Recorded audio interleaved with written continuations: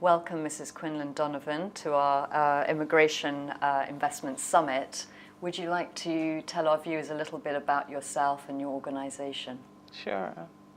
I am Charmaine Donovan, and I am the CEO of the Citizenship by Investment Unit in Antigua and Barbuda. This unit is charged with administering the Citizenship by Investment program. Fantastic. And can you give us a brief summary of your program? Oh, sure. The Citizenship by Investment program started in Antigua in 2013. The act was passed in April of that year, and then the unit was established in August of that year to process applications relating to the program. So we are in our 5th year, and we have been seeing incremental improvements in the traffic that comes to Antigua, not only in the applications, but also persons visiting Antigua to scope out the projects, the developments, and investment opportunities, even outside of the Citizenship by Investment program. We have, this year we've rolled out quite a robust promotion schedule. I think this is our 1st year of actually focusing on territories that we would like to promote the program, where we would like to see more interest. And so with this particular schedule, we've seen a lot of interest generated because we've been to places that we hadn't been before. For instance, India. We went to India in February of this year, and we saw a lot of interest. First of all, a lot of the Indians weren't familiar with these Caribbean programs. They were only familiar with EB-5 and Canadian immigration. And so I think it was a breath of fresh air for them that there are investment opportunities in the Caribbean as well. Wonderful. So currently, what is the processing time for citizenship? Oh, the processing time is between 8 to 10 weeks. The average is 8 to 10 weeks for normal files. Of course, dependent on the file, because each file is not the same, dependent on the application, it determines if the process takes a little longer, because we may have to go back to the client to request additional information. But on average, we're seeing about 8 to 10 weeks. Thank you. And what role has the citizenship program been playing for your country's economy? The Citizenship by Investment program has been really significant in terms of its contribution to the economy. Following the global financial meltdown in 2008, we saw a dip in the revenues that were generated from the tourism sector, which has been our mainstay for decades.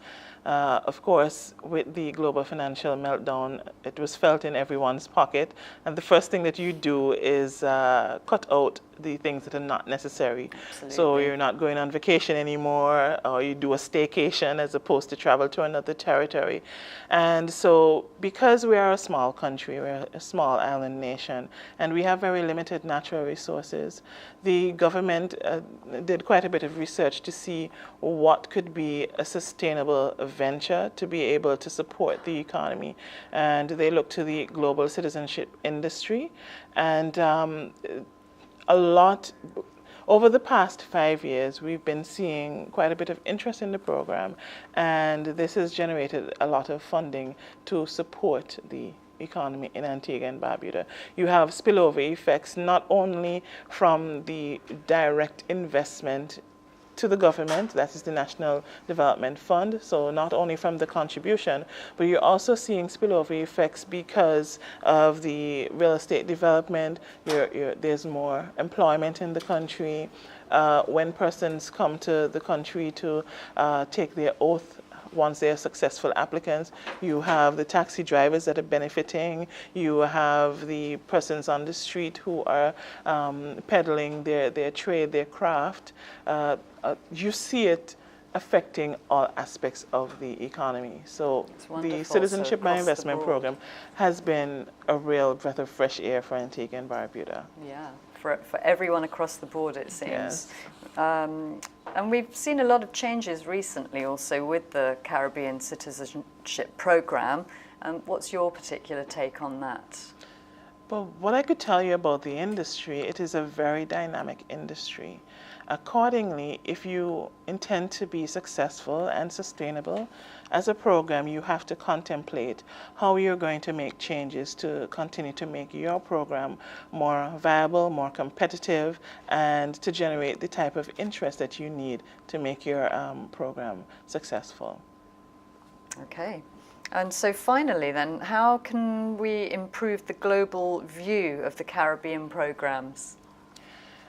I think for the Caribbean programs, the global view tends to be skewed more towards the negative side, because I don't think, and especially since it appears to the world that we are in a price war, the focus on the Caribbean programs and the fact that we are actually doing really great due diligence on these applicants, I think people are not realizing that we do have quite a bit to offer, and we do run programs of integrity.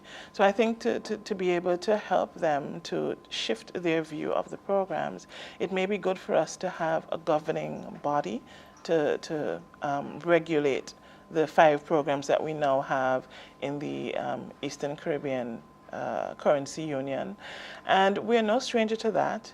We have a common banking regulator, the Eastern Caribbean Central Bank, and that particular bank regulates all of the domestic banks in the 8 territories.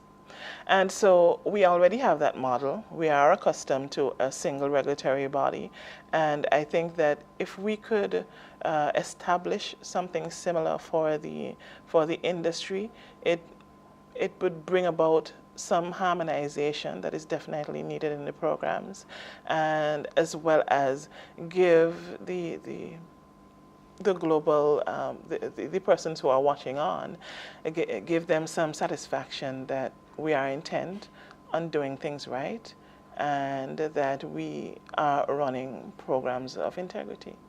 Fantastic. So there are definitely ideas in the pot to show the world how things can improve. That's right. And what I'd like to add is the fact that if you become a citizen of any of these 5 countries, you have access to all of the countries in CARICOM, because you obtain a CARICOM passport at the end of the process.